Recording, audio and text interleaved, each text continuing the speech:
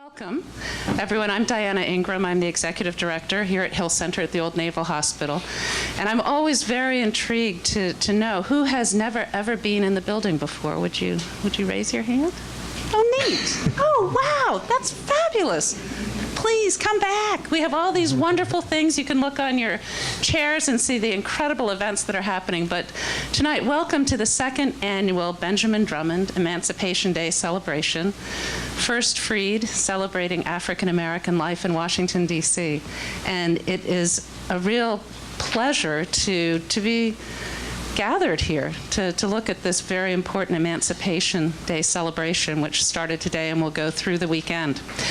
Take a moment to turn off your mobile devices, if you would. Please join me in thanking our fabulous sponsors, the Executive Office of the Mayor, the Humanities Council of D.C., the American Historical Association, the Association for the Study of African American Life and History, and Uber, who has come back for a second year because the first year was so successful. I think you can get a free Uber ride if you look on the agenda at a glance on your chairs. And please join me in thanking our Blue Ribbon Advisory Board, Dr. Edna Green Medford, Professor and Chairperson of the Department of History at Howard University, Dr. G. Derek Musgrove, who is here this evening, Associate Professor, Department of History, University of Maryland, Baltimore County, Dr. Jim Grossman, who is the Executive Director of the American Historical Association. They worked really, really long, hard, and substantively with our humanities scholar, Dr. Sharita Thompson, and our programming consultant, Marianne Brownlow, to really tease out topics that would shed a different light on the conversations that we'll have this weekend. But now, let me turn this microphone over to the Honorable Charles Allen, who is the council member who represents Ward 6 and who has been, in fact, a real fairy godfather for this particular project and has gathered support from all corners of the city. And I can't thank you enough, so please come. Welcome, folks. Thank you. I don't have wings, so I'll just walk. Thank you all for coming out tonight, and really, thank you so much for organizing this. I had the pleasure of being here last year when we kind of kicked this off, and one of the things that it was a wonderful series, wonderful conversation, and what it lacked, though, really was actually being in full partnership with the city for all of our Emancipation Day commemorations. And that was something that really our organizers brought to us and said, how do we make that happen? And I felt really strongly that when we think about Emancipation Day in the district, it's got to be more than just a really great parade downtown. How do we make it beyond the parade is kind of what we kept thinking about. This is a story that's incredibly important to our city. It's incredibly important to our history, to every single person here. And we wanted to think about ways that we take this story, we take this conversation out into our neighborhoods. And I can think of no better way than to have the Hill Center and the partnership that you've created to really help bring this out off Pennsylvania Avenue and really into our communities, into our neighborhood. And I really appreciate the Secretary of the District, Lauren Vaughn, who I approached her. I pushed a little bit, and she agreed and really helped bring this in, and I think that means a lot. I was also rolling around my head a little bit thinking about this of how do you turn something from not just being a celebration, but to also be a commemoration? Because the parade is kind of the celebration. The conversation is a way that we actually commemorate what Emancipation Day is and what it means. And maybe it's because I don't read enough fiction. I'm reading a Washington history book right now. I think it's Tom Lewis is the author. And it's really, right now, where I am in the book right now, it's talking about the formation of our city. And to me, at least, got poignant kind of as the chapters I've been recently reading. And we're talking about the 1790s and 1800 as the district is literally being formed and shaped as it is. And in 1802, I'm just going to drop a little history, but not bore you, I promise. In 1802, we had our first mayor, Robert Brent, who has a school named just a couple blocks away from here. That was appointed by Thomas Jefferson and did a lot of things. Got the first fire engine for the city, drained some stagnant water, led the finances and all of that. But also in 1808, he, as the mayor, and with the commission or their version of a council, also passed the first black codes for D.C. which meant that no free black could walk in the city past 10 p.m. Interestingly, could also not play a game with a ball. But it really spoke to, as I was reading, it really struck how from the very beginning of our city, the very beginning of the District of Columbia, race divided and was absolutely an integral part of the way in which our city operated and the foundation upon which it was laid. And so we cannot commemorate and really get to the point of celebrating an Emancipation Day without being able to talk about race and democracy. And that's why I think this panel is going to be fantastic. It's something that you can't shy away from. You got to be able to just go straight into it and have a really thoughtful conversation. And that's what I think the organizers have really helped pull together so that conversation can be part of what we have. It's what our city needs. And I really appreciate the thought and the conversation that's going to take place tonight. So thank you all for being a part of it. I know there are more events throughout the weekend that'll be taking place as well. I think there's a walking tour tomorrow. There's more events on Sunday. So thank you to everybody. You can come down to the parade if you'd like. That will also be at 1 o'clock tomorrow downtown on Pennsylvania Avenue. But I hope that you'll really take advantage of all these great programs that are here at the Hill Center. And thank you all very much for coming out tonight. Thank you. Okay, just some quick housekeeping. The format will be a conversation and then a brief Q&A following it. We'll pass around a microphone because we are taping this for our YouTube channel, and we want to make sure that everyone can hear what's going on. And we have evaluations on your chairs, and we would really appreciate it at the end if you would fill them out. We want to improve this, and we really value your comments. So if you would take a moment, I would appreciate it. It's a pleasure to introduce the forum's subject matter expert, a member of the advisory board, Dr. Sharita Jacobs-Thompson, to introduce this evening's program.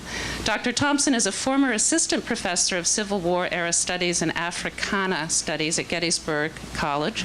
Currently, thankfully for us, she is an independent scholar and consultant in the Washington, D.C. area.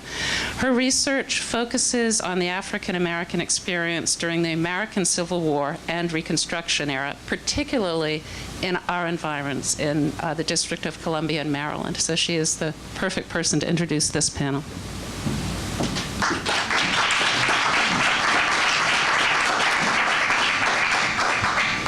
Thank you so much. So welcome to our first panel of the second Benjamin Drummond Emancipation Day celebration, Race and Democracy in Washington, D.C. from the Civil War through World War II. So again, thank you for coming out, and I have the honor tonight to present our panel to you. So first, let me go ahead and introduce Dr. George Derrick Musgrove. He's an associate professor of history at the University of Maryland, Baltimore County. He's the author of Rumor, Repression, and Racial Politics, which is on sale here, and he'll be happy to sign those for you afterwards, as well as a number of popular and scholarly articles on the post-civil rights era and Washington, D.C. politics. Dr. Musgrove is currently at work on the history of race and democracy in Washington, D.C. with his co-panelist, Chris Myers Asch. He received his PhD in U.S. history from New York University in 2005. We also have Dr. Chris Myers Asch, a native of Washington, D.C. Dr. Asch teaches history at Colby College and serves as editor of Washington History Magazine. He taught with Teach for America in rural Mississippi and co-founded the Sunflower County Freedom Project. He earned his PhD from the University of North Carolina and wrote The Senator and Sharecropper, The Freedom Struggles of James O. Eastland and Fannie Lou Hamer, which is also on sale. And he will also be happy, right, Chris, to sign those afterwards. He is currently working with Dr. Musgrove on Chocolate City, Race and Democracy in the Nation's Capital. He and his wife have 3 lovely children. Let me add that. And last but certainly not least, we have Mr. Colbert I. King. Mr. King writes a column, sometimes about D.C., sometimes about politics, that runs on Saturdays. In 2003, he won the Pulitzer Prize for commentary, quote, for his against the grain columns that speaks to people in power with ferocity and wisdom, end quote. He is also a regular panelist on ABC's Inside Washington and a regular commentator commentator on WTOP radio.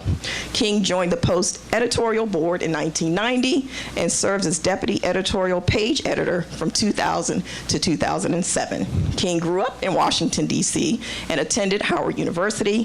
He is married to Gwendolyn Stewart King and has 3 adult sons. So, without further ado, please help me welcome our panelists for this evening.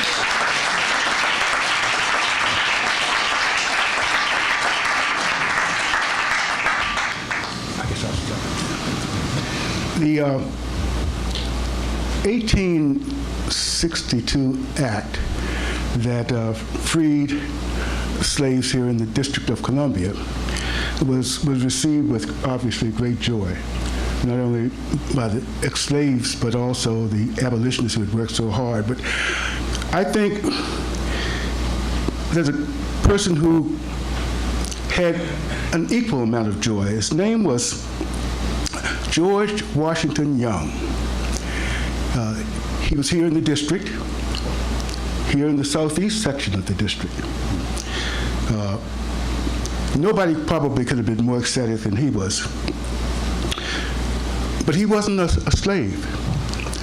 He was a slave owner, a planter here in the city.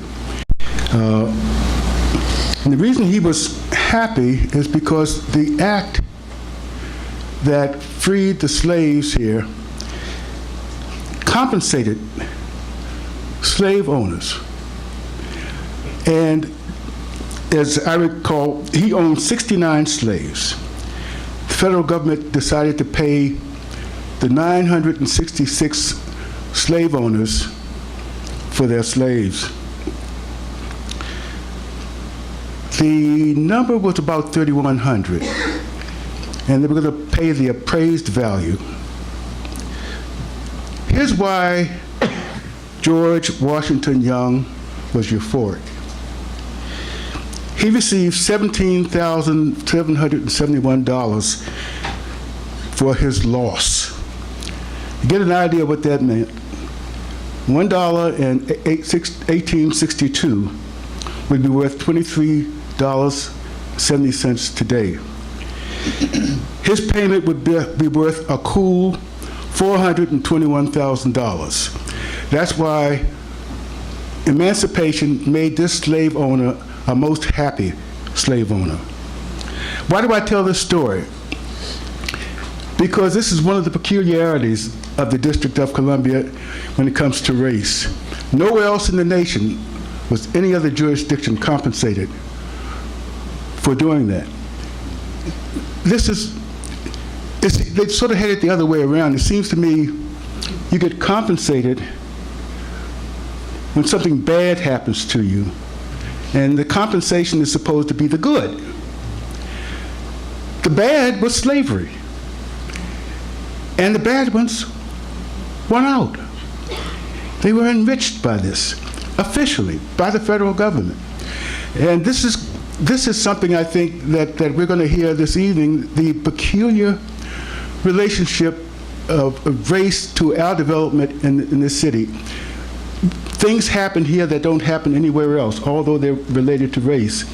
And that's the part I want to sort of focus on. And it gets right to the question of enfranchisement. How did we get disenfranchised? You want to take a shot at that, Derek?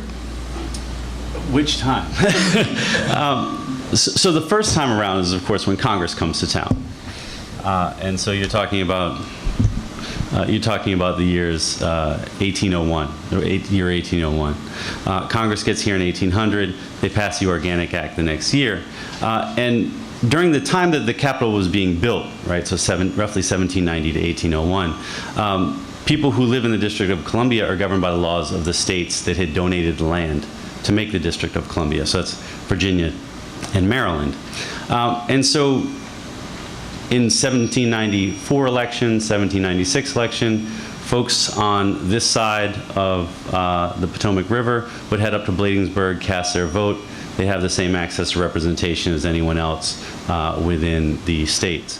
After 1801 and the Organic Act, they're stripped of the franchise. and they do not have access to local office or to federal office at all.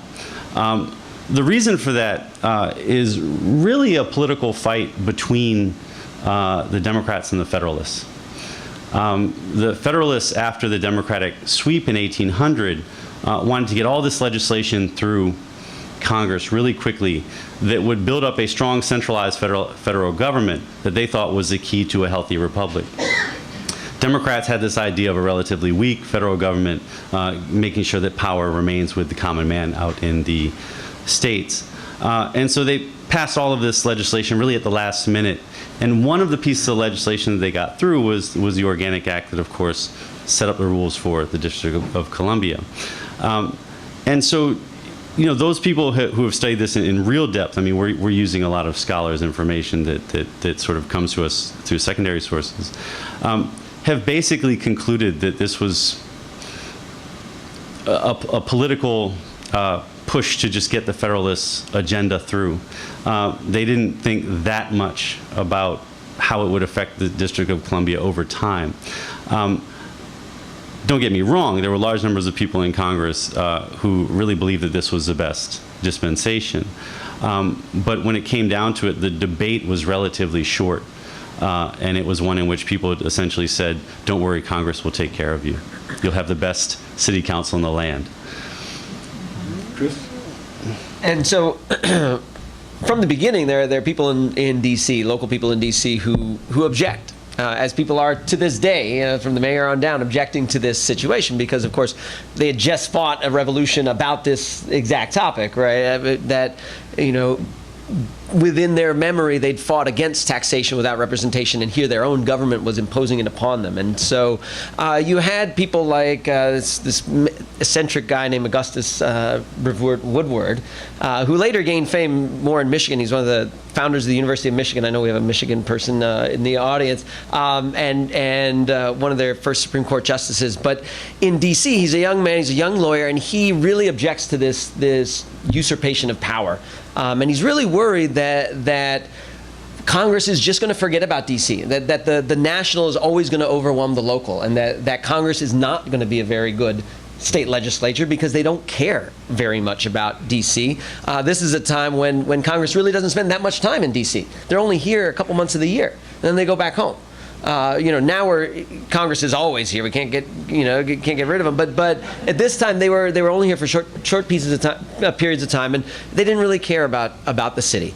And so there was enough local protest that they did get amendments to the bill, and over time, subsequent amendments to the Organic Act. So you would get a popularly elected mayor and a popularly elected city council that runs through the Civil War era. And the Civil War era becomes this tremendous crucible in so many different ways, but especially here in the district, because with Emancipation comes a revolution, many revolutions simultaneously.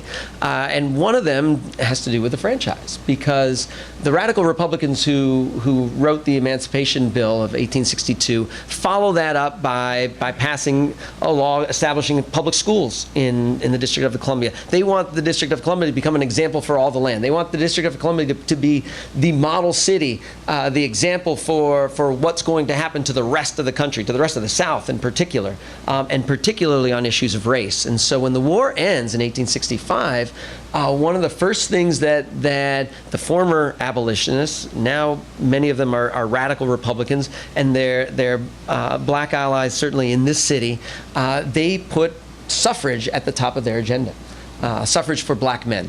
And it actually becomes the bill number 1 in 1865. This becomes the issue that radical Republicans want to make in the post-war world, because this is going to be the key to their Reconstruction policy throughout the South. Because if you have political power in the hands of black men, they figure that those black men are going to cast ballots for the party of Lincoln, for the Republican Party, and this is going to ensure the strength of the Republican Party. And so this becomes a tremendous battle first fought in D.C. And later fought across the South. But the battle for black suffrage dominates all the political oxygen. It sucks up all the political oxygen in 1865, 66, as the radical Republicans are seizing this opportunity, a very short-lived opportunity, as it turns out, as they understood that they had a small window of time to push through these really important ideas. And they did. They got it passed. Over President Johnson's veto, he vetoes it, and they come right back the next session and pass it again. And so in 1867, you have black men in Georgetown, February 1867, the first elections where black men can vote. And this initiates an entire a transformative era in D.C. politics. All of a sudden, you have ex-slaves casting ballots, ex-slaves eventually running for office. You have guys like George Hatton, born a slave in Prince George's County. He actually, talk about peculiar, his father bought him when he was a slave, but never filed the freedom papers because freedom papers were expensive. And so this happened a lot. He was saving the money to buy out the rest of his family. So Hatton's father owns Hatton and his brothers. So when the Emancipation Act comes along, he says, well, I'm going to get compensated for it, So he goes and his own sons are freed, and he gets paid by the federal government to do that. George Hatton is a Union veteran. He comes back wounded at the Battle of Petersburg, and he says, I have earned this right. I demand this right to vote. And he is involved, like a lot of black Union veterans are involved in this push for suffrage. When they win it, he says, well, now I'm going to run. And he runs, and he wins a seat on the city council. By 1869, you have black men representing, on the city council, holding office in every different ward in the city. I mean, it's a tremendous revolution. You have a former abolitionist, a white man named Sales Bowen, who's mayor, who wins in the mayor's election of 1868. And so you have completely upended the way the city was politically in the antebellum era. And it's out of this transformation, out of this revolution, that we get the disfranchisement that we know today, because this inspires a political backlash, a white backlash, essentially, from the likes of W.W. Corcoran, of Corcoran Art Gallery, like George Riggs, formerly, the Riggs Bank that lasted until PNC bought it out a few years ago. These were men who were very conservative, who objected to emancipation in the first place, objected to public schools in the second place, objected to suffrage in the third place. They objected to any step towards equality.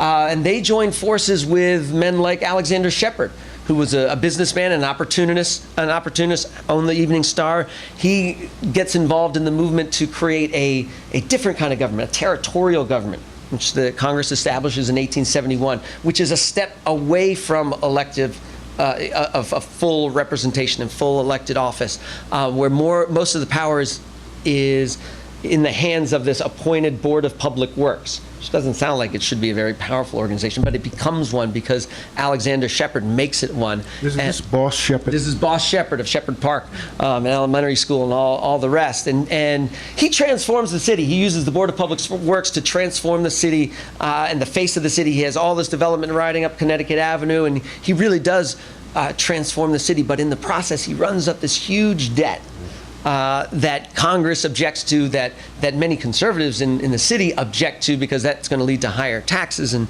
I'm vastly simplifying this story, but the end result is, by 1874, Congress is investigating Shepard. They find the tremendous overspending. He's basically, they gave him $6 million to spend. He spends 21, and they try to rein him in, and they rein him in by stripping the city of all elected government. Why do they do that? Well, the people that they blame for this corruption that they call, this overspending, all these terrible things of Reconstruction, they blame the black voter. They blame it on Negro suffrage, which is what it was called then.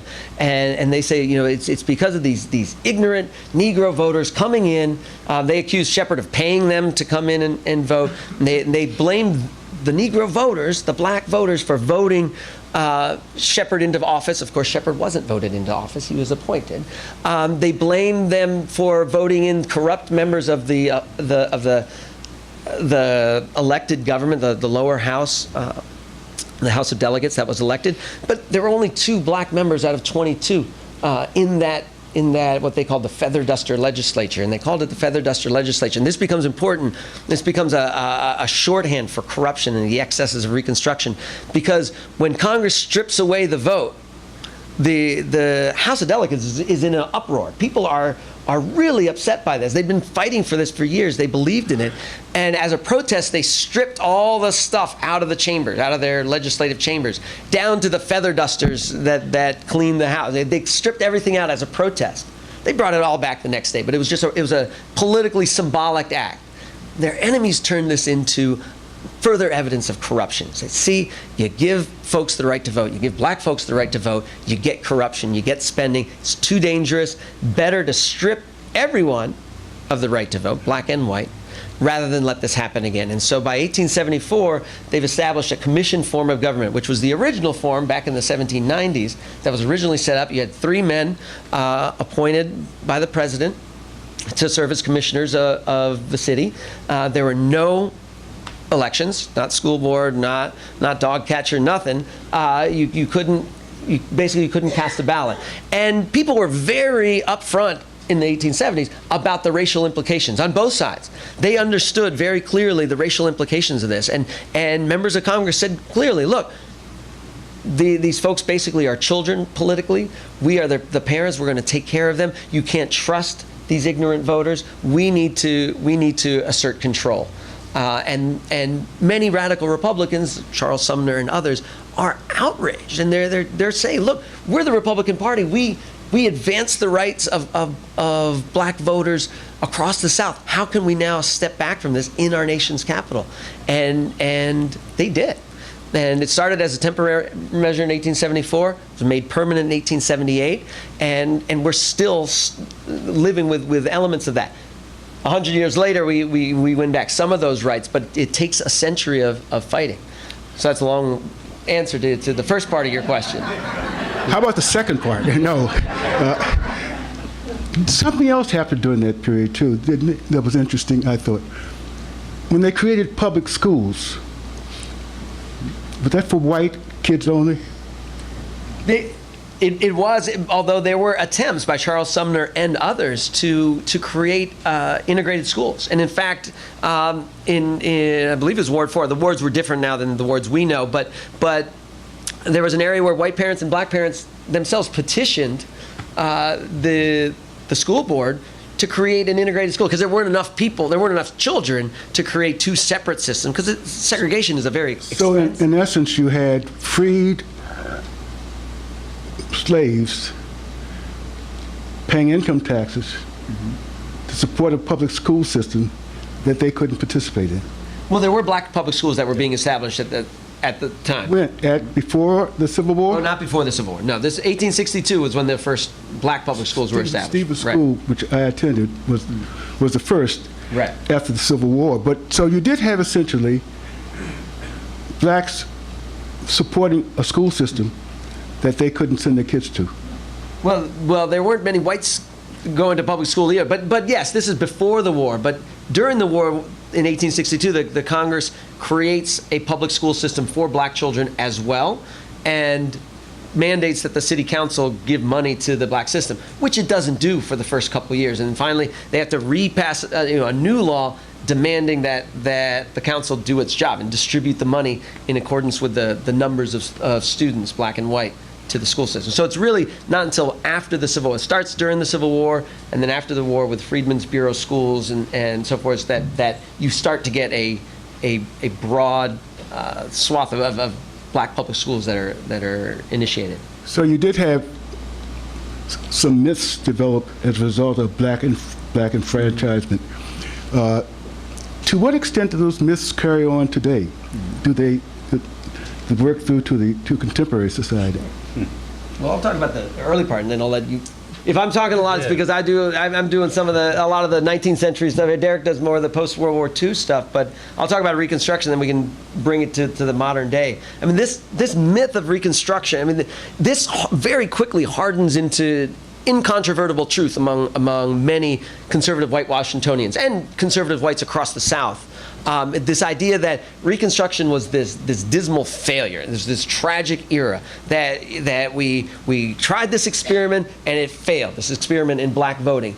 And this becomes this myth hardens into the reality in the minds of white Washingtonians, many white Washingtonians, to the point where anytime suffrage is brought up, anytime there's a movement, and there are movements. Like after 1878, it's not like district residents just sort of sat back and said, well, too bad, we'll just have to wait until they give us the right to vote. They didn't. There was an interracial alliance in the 1880s and 90s, especially with the white labor movement, that pushed very hard in the 1880s and 90s to bring back the right to vote. And it failed repeatedly because these myths of Reconstruction came back and people said, oh, remember the feather duster legislature? We're not going to do that again. We tried that. Academic studies came out in the 90s and the early 1900s saying, look, Reconstruction was a failure. It was a failure because we let black people vote, and that created all this corruption. And a lot of these same tropes come up time and again in the Civil Rights era, in the Marion Barry era, and in the 1990s, where we hear this again. Well, we tried it and it failed. We gave them the right, they didn't live up to it. Well, now we need to take it away and assert control. Derek, do you want to bring this forward a little bit? Sure. So, I mean, I don't think most people who are in the city today, when they think about corruption in D.C. government, think about the feather duster legislature, right? So that's sort of a myth that holds back the forces that are petitioning for home rule, or that are petitioning for statehood, sort of through the civil rights era. And the people who are really championing that narrative are, of course, Southern segregationists who are using D.C. as an example for all the land. D.C. is always being used as an example for all the land, for good or ill, by our friends and our foes. And Southerners really pushed that narrative through the Civil Rights era. But really, when we talk about corruption, we're talking about sort of the broken bureaucracy that folks inherit during the Home Rule era. And then, of course, the actions of Marion Barry's, particularly his second and his third administrations. His first, most people would argue, is a pretty impressive effort. And so it's that corruption, and really the personal corruption of Barry and his inability to fix the bureaucracy, and then after a while his personal example beginning to filter down into the bureaucracy in the late 80s that people focus on when they're talking about corruption. And it is consistently used as a reason for not picking up legislation in Congress that would allow D.C. That would allow for, say, the D.C. Voting Rights Amendment, that would allow for statehood, which has usually been the push that we've made in Congress since 1978. And home rule activists have always said, well, you're not going to strip statehood from Illinois. You're not going to strip statehood from Louisiana. And that's true, but to a certain extent it doesn't matter, because Congress's ability to do one thing or another with D.C. is an exercise of raw power. I seem to remember growing up here that home rule was opposed for the city even when this was a majority white city. Mm-hmm. I can recall in 1952, Eisenhower's inauguration, there were white kids lining the streets saying, give us ability to vote. I mean, the movement was not racially charged. Or let me ask the question this way. Were there any other reasons why there was opposition to granting full autonomy to the city beyond race? And let me tell you why I asked that question. When we did I was on the staff when we did the Home Rule Bill in 1973. Have I knocked it over yet? I'm getting close, huh? You're getting close. Yeah. And the Senate I was on the Senate District Committee as a staffer.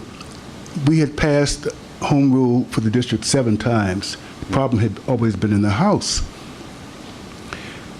So we had no problem getting the bill out of committee.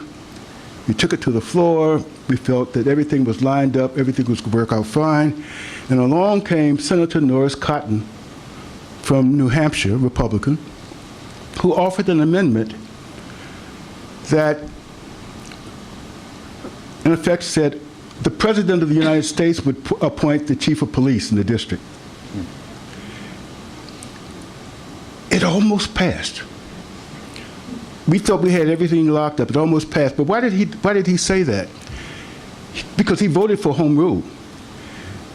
He was reflecting a concern in some parts of the Congress, the same concern that grew out of Philadelphia, when the militia marched on the then Congress up there, and they didn't get a response. The pensioners marched on the Congress. They didn't get any response from the militia. They didn't get any support. And they said, we can't have this. We have to be in a location where we can control our own constabulary. Now, that wasn't racially motivated, but there was that concern that somehow the Congress would be left bare if he relied only on local authorities. Talk about that a little bit. What things did go on that may have been racially tinged, but they weren't completely driven by race? Well, there's the constitutional objection, that constitutional purists or strict constructionists would look at the Article 1, Section 8 clause and say, this gives us the right to have power. It gives the states exclusive jurisdiction. Right, it gives Congress the exclusive jurisdiction over this federal district, which is why we're called the district. Interestingly, it says it can be no more than 10 miles square, but it doesn't say how small it can be, how small this district is. I mean, the people who charted the first commissioners charted it out to be a nice 10 by 10 diamond. We've since given the Virginia's part back, but it was intended to maximize that 10 miles square. But it never said actually how little it could be, and the federal district could be just the government buildings and along the National Mall if they were so choose. But there are members of Congress who see this as a constitutional obligation and say that the only way to change this would be by constitutional amendment, that you would have to constitutionally amend the Constitution to provide for D.C. representation of some kind. And there have been various pushes over time to create that kind of constitutional amendment. So that's definitely one objection. And another is just being able to use D.C. as a kiddie, either for policy positions. So it's a place where you can set down policy markers that you're eventually going to try and sell nationwide. Or it's just a place for jobs for constituents, right? People used to complain about all the West Virginians and South Carolinians in D.C. back in the 50s and 60s, and that's because you had people from West Virginia and South Carolina on the D.C. committees who would say to constituents back home, hey, you need a job? I got a job for you in D.C. And then you'd find all these people who would come here and be teachers and policemen. And one of the things that the Berry administration noticed when they came into office in the late 70s was that they would send out pension checks. And a huge number of those checks would be going out of state. And it was because all those people from other people's congressional districts and states had come here, gotten jobs, and then gone back home.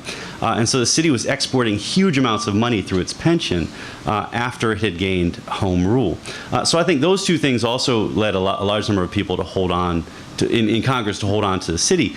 But in the end, if you're talking about the people who exercised control in making sure that home rule legislation did not get through, you're talking about segregationists, right? And so, you're over there on the Senate side pulling up all this legislation, and you've got, liberals who are just pro-growth folks, right? They want to be able to move urban renewal legislation easily, and they need a government to interact with to move urban renewal projects. Like the three commissioners aren't going to do it.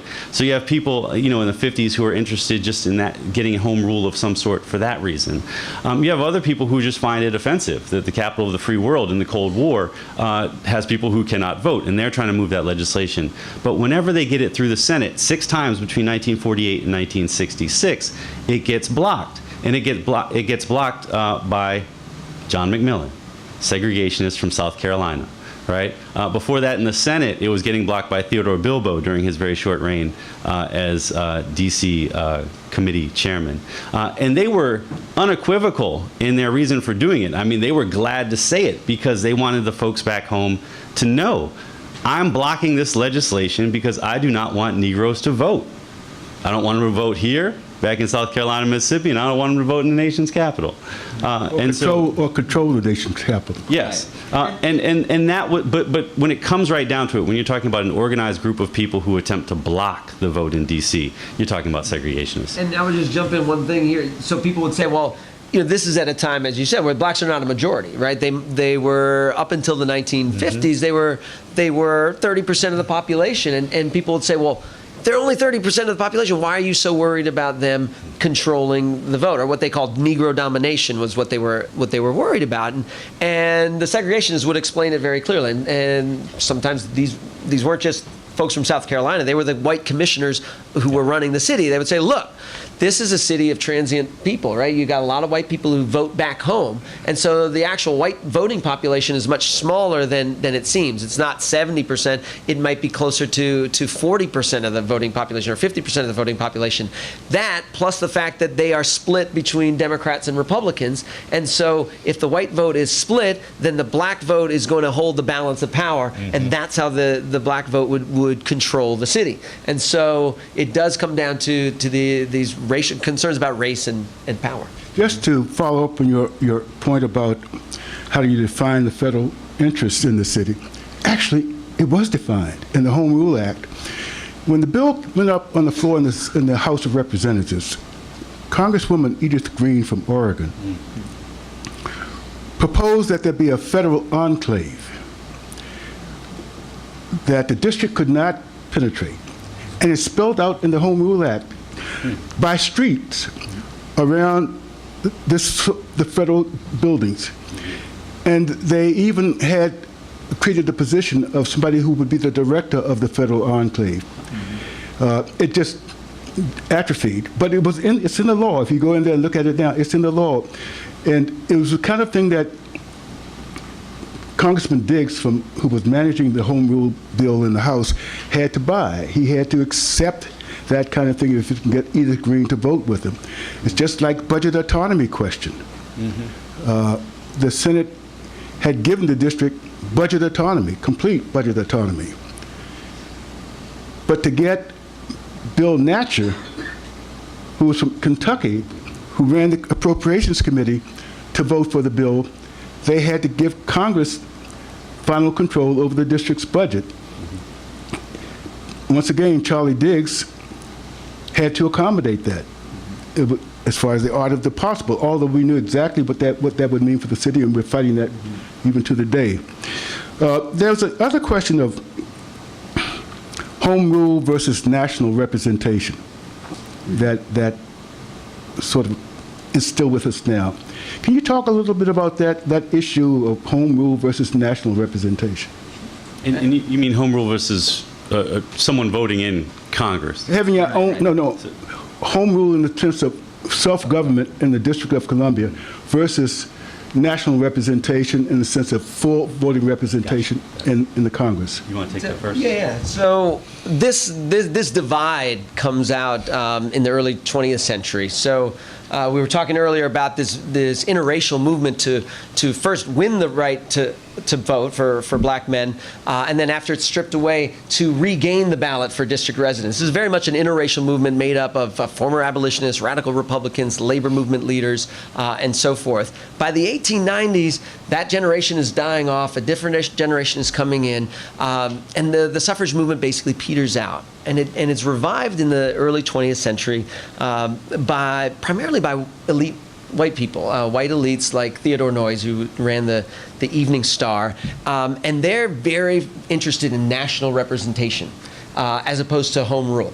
And so they start pushing for a constitutional amendment that would provide national voting rights, a representative for the district in Congress, because they were worried about the 50% federal contribution. And that was basically the deal in 1874 was, okay, we'll give up the right to vote, you pay for half of our budget. The federal government would pay for half the district budget because as the nation's capital, we have a much larger budget, we provide services for the whole country and so forth. That was what Congress agreed to. By the early 20th century, Congress is backing away from that and white elites are worried about that, and they feel part of the reason they're losing that contribution is because they don't have anybody in Congress fighting for it. They don't have anybody who has a vote to trade. They don't have any power in Congress. So they push for a constitutional amendment. But they don't want home rule, because home rule is equated with, again, Negro domination, that they're worried about black people dominating local politics because of the size of the black population. And so they very clearly differentiate between the two. They support the one and not the other. And this separation goes right on through into the civil rights era, when civil rights activists are trying to bring them back together.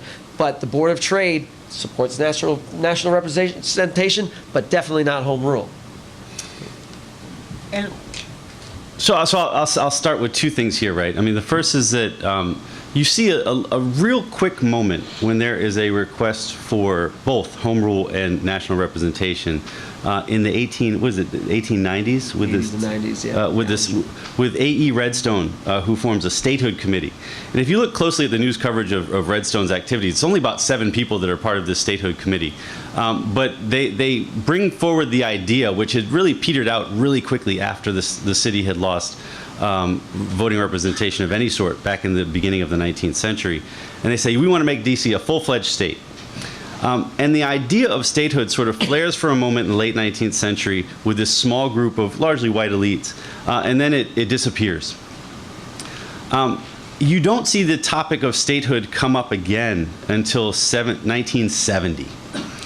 And the people who bring it forward are, of course, the folks who end up founding the statehood party. So Sam Smith, a sort of New Left newspaper writer who's very active in the Capitol Hill area, writes a really short piece where he says, you know, a year ago there were some Black Power activists, among them Doug Moore, who becomes a city councilman, who say, we want statehood now, and using the language of Malcolm X, they say, you know, sort of by any means necessary. And everybody's thinking, oh, well, what's going to happen with these Black Power activists who are demanding statehood by any means necessary? And nothing happened. The group that they had put together to demand statehood now in 1969 just sort of falls apart. And so Sam Smith writes a really wonderful article in 1970 in his paper where he says, you know, statehood would be a great idea. I really think that we should push for it. And he gets like 1 or 2 responses, you know, letters to the editor, and it's like, hey, great article, but that's about it, right? And so it seems that this is going to happen again. The idea is going to come up and it's going to go away. But Julius Hobson wants to run for the delegate seat that's just been opened up in 1970. He's going to end up running against Walter Fauntroy. And Walter Fauntroy at the time is arguing for a multi-step process to get to full representation. So he's saying, look, let's work on getting home rule, and then we'll talk about the rest after that. And so Fauntroy is essentially, within his strategy, separating the two. He's saying, let's get home rule first. Once we get home rule, we'll use it as a stepping stone to get federal representation. And Hobson says, quite to the contrary, no, we should demand statehood now. And so that battle line sort of crops up in this campaign in 1970. And it really becomes a really nasty campaign. I mean, one, because Julius Hobson is a pretty strong guy, and 2, because he really didn't have that much respect for Walter Fauntroy, and so the language between them got pretty rough. Fauntroy crushes Hobson in the election, and as far as Fauntroy is concerned, that's the end of it. He goes off, works on a remarkable strategy that first takes D.C. residents down to South Carolina to help people run against John McMillan, who is the head of the D.C. committee in the House. And they back a black candidate against him in 1970. That candidate loses. They go in search of a liberal white candidate who can beat McMillan in 72. And they're calling people, they're having church groups call people down in South Carolina. They're taking buses down there to activate voters. They're registering people. And John McMillan loses in 1972. And you all should see the video footage. I mean, Ralph Abernathy is coming into his district. Fauntroy is coming into his district, and he's on the cameras just like, I don't know what I did to these people, you know? And he loses in the election. Once he loses, Charlie Diggs, of course, becomes the chair of the D.C. committee in the House. And the legislation that had been being sent over from the Senate and blocked in the House now moves through, and we get the Home Rule Bill. It's not perfect, but we have a Home Rule Bill. Fauntroy then pivots roughly in 1975-76 and begins pushing for voting representation in Congress through a DC Voting Rights Amendment. And so it's going to be an amendment to the Constitution that allows for representation for the District of Columbia as though it were a state. So we're not going to have statehood. We'll have representation as though it were a state. And Congress will still have say under the Home Rule Act. So it's a really complex piece of legislation. The whole time this is going on, and by the way, he passes the DC Voting Rights Amendment. He's able to get it through Congress in 1978. It goes out to the states and it loses, but it is one of the most impressive campaigns that self-determination activists put on in the 1970s. They were that close in certain respects from getting what would have been a majority black state, and as Fauntleroy would have said, 2 black senators, increasing the number in the Senate to 3. And it turns out that the other black senator, Edward Brooke, was a firm backer of the DC Voting Rights Amendment, was in fact part of the Self-Determination for DC coalition. But the whole time that this is going on, Hobson is back here in DC and he refuses to let the statehood thing go. So right after Fauntleroy beats him in the election of 1970, he goes to his contacts on Capitol Hill and he says, hey guys, will you introduce a statehood bill? And a congressman from Berkeley, California, Ron Dellums, backs it. Fauntleroy calls him and asks him to get rid of it. Hobson, undeterred, in 1972 goes to George McGovern and says, will you introduce a statehood bill? And McGovern says, sure. Fauntleroy has Coretta Scott King call McGovern and say, please do not introduce this bill. At which point Fauntleroy says the biggest opponent of DC self-determination is not John McMillan, it's that damn Walter Fauntleroy. Of course, the next year, Fauntleroy has a strategy, and he's trying to get Hobson not to mess things up, right? And so the next year, the city gets home rule. Hobson, yet again undeterred, at this point is a member of the city council, pushes statehood legislation in the council. And this is where you get this really interesting dynamic where the council gives lip service to statehood, but is never willing to do anything to achieve it. So Fauntleroy puts forward this statehood bill in the city council. Hobson was a member. Hobson puts forward this statehood bill in the city council. Pardon me. And everybody signs on to it. Marion Barry signs on to it. Everybody signs on to it in the city council. And no one does anything to actually move it forward. And so he gets all these co-signers, and then he tries to bring it to the floor for a vote, and no one will vote it out of committee so that they can vote on it. And the Washington Post just calls their bluff, and they say you can't give lip service to statehood because you think your constituents want it, and then not actually advance the legislation. Shame on you, city council. City council just says it, whatever.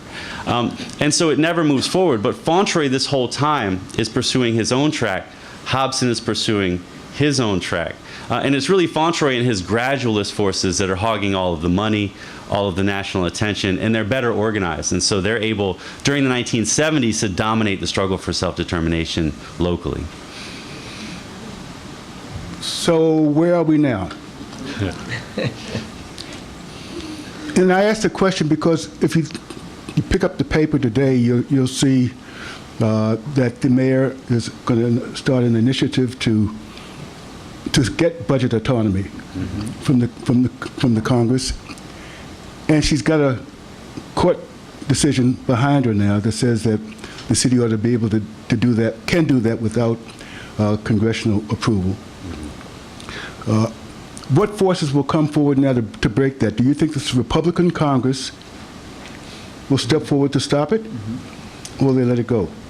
It's highly possible, and I'll say this quickly so Chris can get in. Ted Cruz, early on in his campaign, tried to introduce education reform legislation, if you can call it that. He was basically trying to force D.C. To spend its own money on vouchers. Right now, the federal legislation that forces D.C. to have a voucher system does it with federal dollars. Ted Cruz says we should change that, or we should expand that, and we should make the city allow for more vouchers for D.C. children, but take it out of the city's budget. And so he's essentially passing federal legislation to force the city to spend its own money in the way that he deems correct. He did that as a campaign ploy. He doesn't really care what goes on in D.C. And he hoped it would be red meat for the folks back home. As he enters a contested convention, he may attempt to do that again. Well, I'll say this really quickly about what the mayor's doing. I think that the best way to move forward right now is in the courts, and certainly the city has done that as much as it can when it comes to budget autonomy. What I think will be a non-starter on the Hill is legislation that has to move through the Congress that would grant the city any expansion of self-governance. I can't imagine that would happen. And it comes down to power. You have Republicans controlling both houses of Congress, and they're not about to give 2 senators and a representative to a largely Democratic city that no one could imagine in the foreseeable future anyway, voting in any Republicans. So to them, it's like handing their opponents a wonderful weapon. So they're not going to pass it. Let's just talk a little bit about the dynamics of enacting the Home Rule Act itself. There's a perception that the bill moved in 1973 because of activism in the city, black activism in the city. From where I sat during that period, there clearly was something going on in the country that moved Home Rule Bill. And I think the Fauntroy effort in the South, the Civil Rights Act itself, generated a lot of support for the bill because of empowerment of black voters in the South. But what I didn't see, and you tell me if this perception is wrong, was the kind of black activism driving the Home Rule Bill in 1973. There was a lot of institutional support for it. The churches, the clergy behind it, there were good government people behind it. You had people like Joe Rao involved with it. The old liberal establishment was behind it. But the people who were the activists had no presence on the Hill, even with Fauntroy. I mean, Fauntroy was the voice over the House, and people like Walter Washington would come up and testify and speak for it. But they were the ones who were representing the interests of the district at the time and who were being listened to. Right. Well, I think there are a couple things going on here. Well, one is that the activists had helped change the conversation, helped change the context in the mid and late 1960s. And so you have Marion Barry coming into the city. He launches the Free D.C. movement. He very much makes home rule a central part of his effort. He links it very directly to both the civil rights movements and the Black Power movements. And so that process in the mid and late 1960s of basically taking over the home rule issue, linking it to the civil rights struggle, which is largely successful by that point in the rest of the South, and saying, wait a minute, how can we change Selma, Alabama, and we can't change Washington, D.C., right? How can black people vote there and not here? And so you have that linkage which empowers other folks, the Joe Rouse, the more establishment types. It empowers them to get conversations that they couldn't get before, and it opens doors that they couldn't get open before, where they were just completely shut out. But by the early 1970s, a lot of those activists, not Marion Barry, but a lot of other activists have tuned out. Right? They consider Capitol Hill completely corrupt. They think the political process is corrupt. They've disengaged from the political process. They don't want to go marching up on Capitol Hill and knock on congressional doors because they don't think that's effective. And so, this is not just black activists, but white activists of the left too have kind of disengaged from that institutional internal baseball kind of game because they don't want to play it anymore. But the institutional activists do. Rouse there. You have new organizations promoting self-determination for D.C., which are made up of insiders, which are made up of Washington types who know the game, who know who the people to call, and who play it very well. I mean, I think implicit in your question is a really important distinction about the time, right? The 1970s are legislatively a liberal high point on Capitol Hill, right? Whether under Nixon or under Carter. I mean, this is a moment when some really wonderful legislation is being passed by the Congress. And local self-determination activists ride that, right? Now, they don't just coast on it. I mean, they actually put together a very impressive lobbying organization. I mean, if you look at Self-Determination for DC, which is the main self-determination advocacy organization here in the city, you're talking about a group that includes the NAACP, the League of Women Voters, Common Cause, Fauntroy's Congressional Office, and a number of other smaller players, as well as a large number of lobbyists, like this first generation of black lobbyists who are heading on to Capitol Hill, who are willing to sort of lend their time on the side to this effort. And they're, you know, whether it's in 73 or 76 when they try to get the DC Voting Rights Amendment through Congress, it fails. 78 when they get it through Congress, you know, they're buttonholing legislators.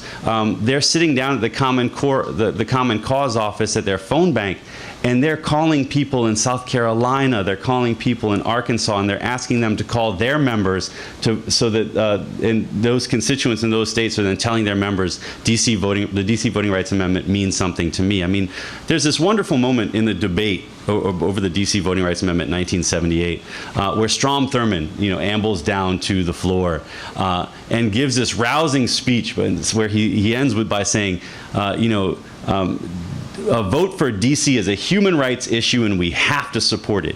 And then he goes back to his office, and it's not just rhetoric. He actually calls up all of these conservatives, Barry Goldwater and some others, and he says, I want you to sign on to the legislation.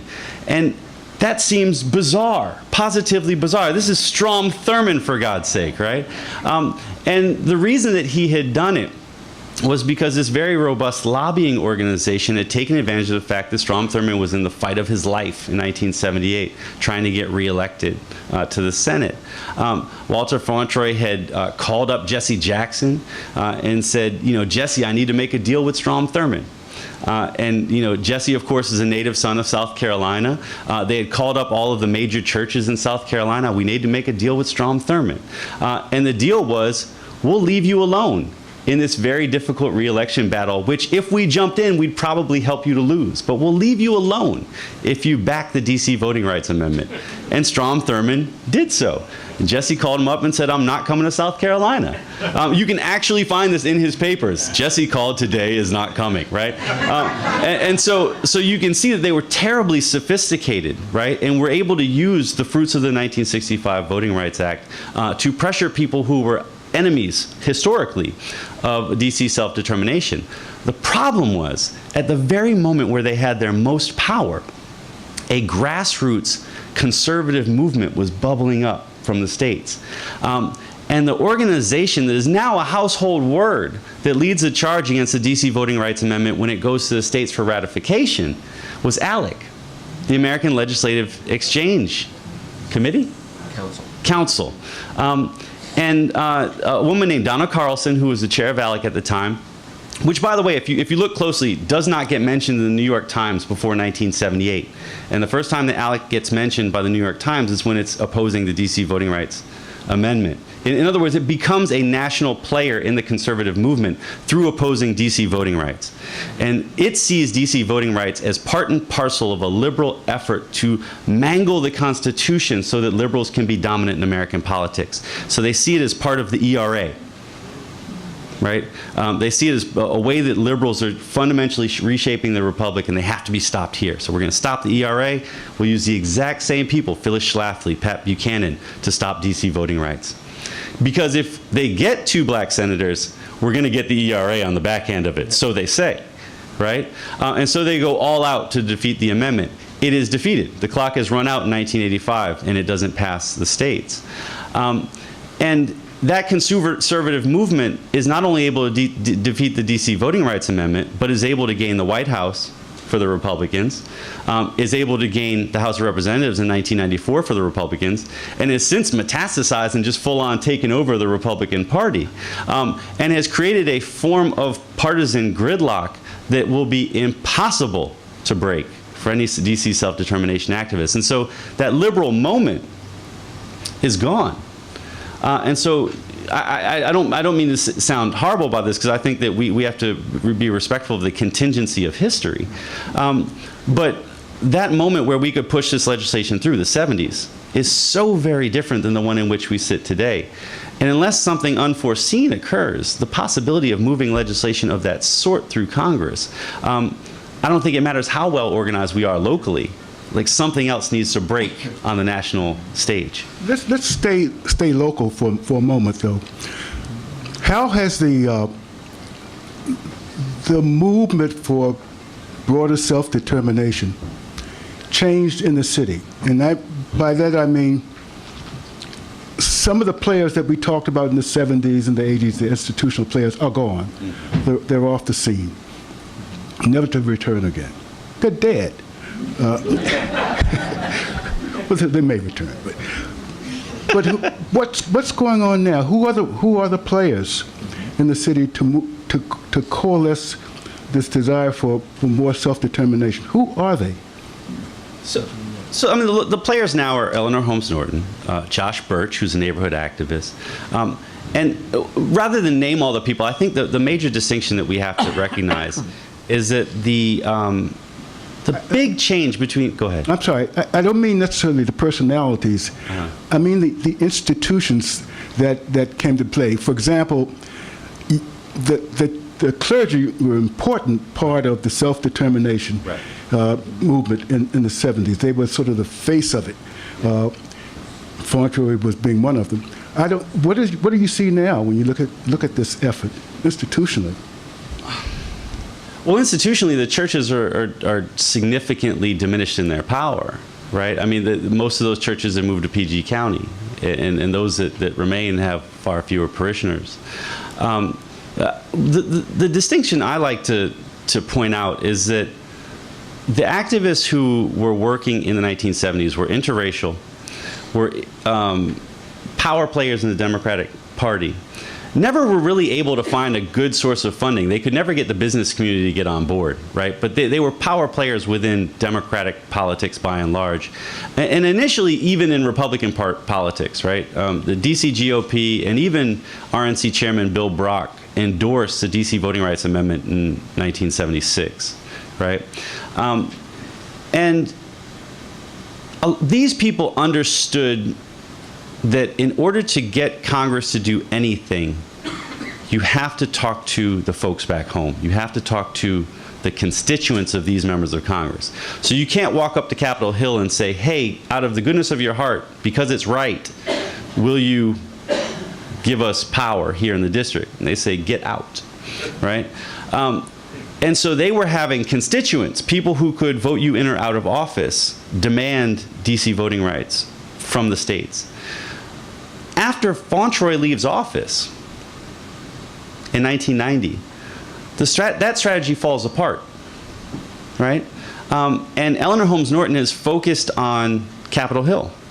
And she's been exceedingly smart about how she's operated on Capitol Hill, but she has absolutely no leverage.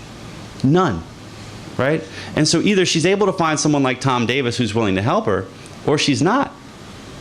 Mostly not, right?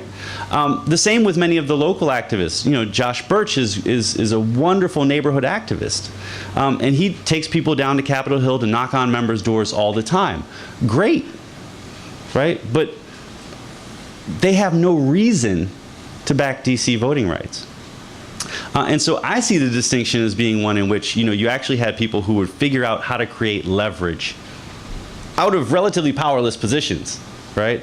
And a group of people now who are really playing within the rules, and those rules leave DC powerless. Okay, so that's a wonderful place for us to stop. And thank our guests and open the floor for a Q&A.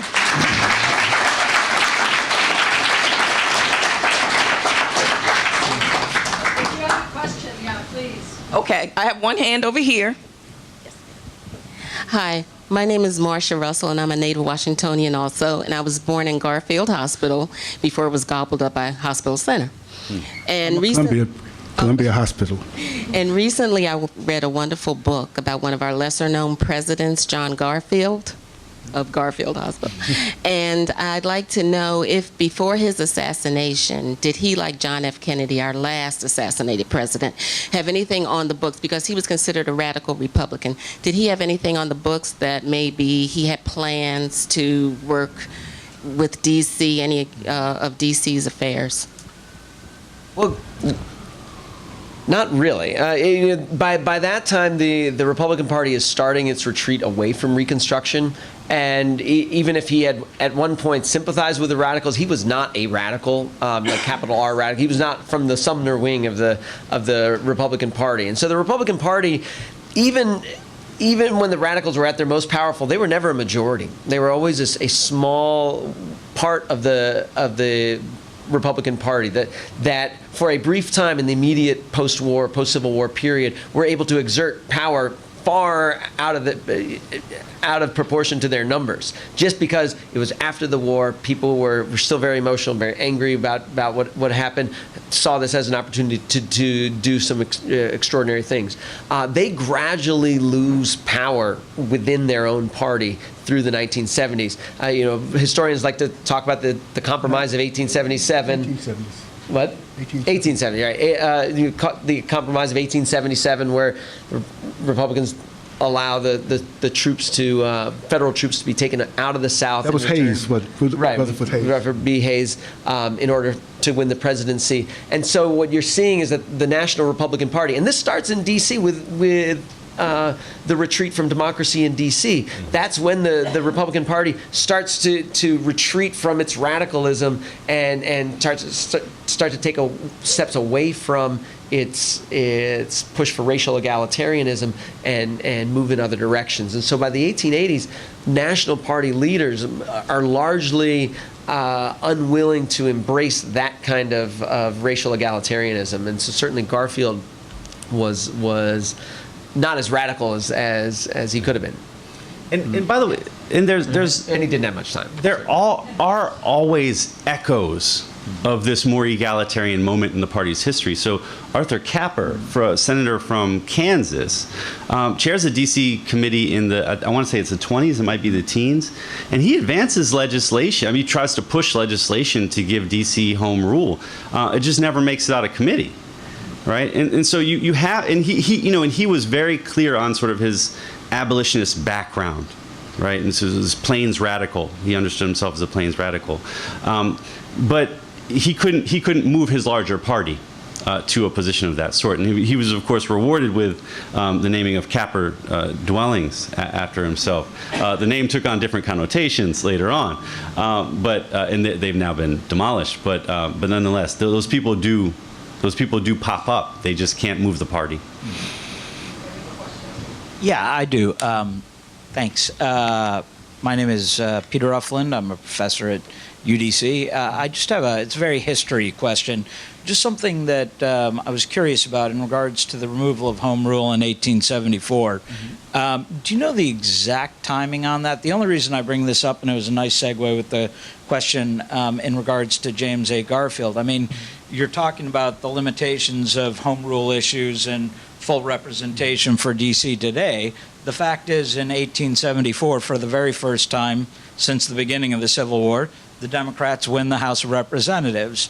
And through the rest of what we might call the Reconstruction era, and I would argue continuing into the 1880s, there are plenty of Republicans with sentiments that are in favor of enforcing the 14th and 15th Amendment. They just can't control Congress because they only control one house or the other. So I'm just curious as to the exact timing of that. It was in June. I don't know the exact date, but I believe it was June 1864. So it's before those elections, and it's a huge vote. It's a large majority of Congress that votes in favor of stripping D.C. of its power. So it wasn't strictly party line vote. And in fact, it happens 2 weeks after a congressional report comes in damning the Shepard administration for its profligacy. And so it moves very quickly at that point in response to the investigation. But it's mid 1874. Okay, so I mean, just as a thought, if I may. In looking, is there extensive debate on it or not? Because not really. My only question would be that if that happens before the 1874 congressional elections in which the Democrats win control of the House. Mm-hmm. I mean, it'd be interesting to see what they're actually saying, because it could be that they're actually concerned with the Shepard administration. I'm not Sure. in any way challenging, and certainly I don't doubt for a second that white Washingtonians, Yeah. oh, I'm sorry, that white Right. Washingtonians are in favor of returning rule back to Congress. Oh, sure. Oh, there's plenty of white elite support for what's going on. Absolutely. No, there's plenty of that, and the members of Congress. A lot of them have electoral considerations in mind. And again, this is 1874.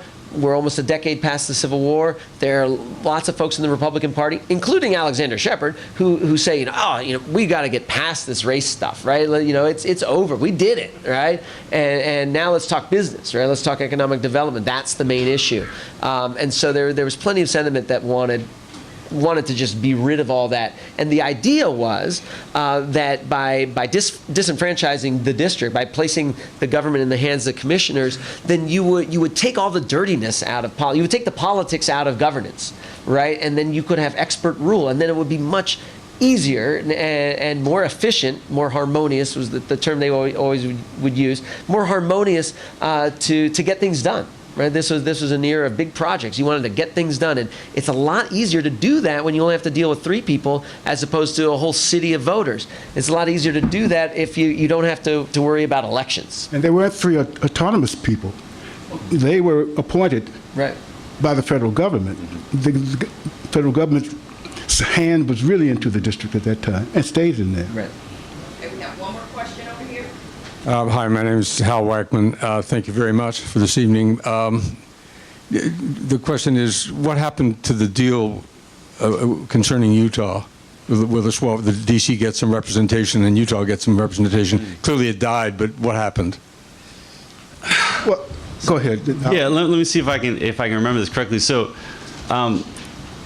the main thing that happened was that Jason Chaffetz made that deal a cornerstone of his campaign against the incumbent who had brokered it with Eleanor Holmes Norton. I can't remember his name. Tom Davis. And was able to sort of turn it into an actual electoral issue back in Utah, which was impressive in and of itself, and then wrote it right into D.C. The other problem, quite frankly, was that without Davis pushing it hard, and he did, without sort of people wanting to vote for it because of their connection to him on the Republican side, there's absolutely no reason for Republicans to back it, because you just wait it out 3 years and you get the seat anyway, right? And you actually saw some think tanks advocating waiting it out. Like there's no need, we don't need to give DC a seat, which we will have trouble revoking, just to have a Republican seat 3 years early, right? But you add to that sort of the pressure from Chaffetz, who made a note of when he got here refusing to rent an apartment. He slept in his office for months and blogged about it and put videos online. I mean, he made DC an issue, and folks back home responded, put Davis out of office, put him in. And he has since essentially said, the only thing I would consider when it came to home rule would be retrocession. And because retrocession has no local support by and large, it's a non-starter, which then sort of takes him off the hook, right? So you might want to add, though, Colby. Oh, I know. I see Sharita. Hey, hello. Okay. So please join me in giving our panel another round of applause.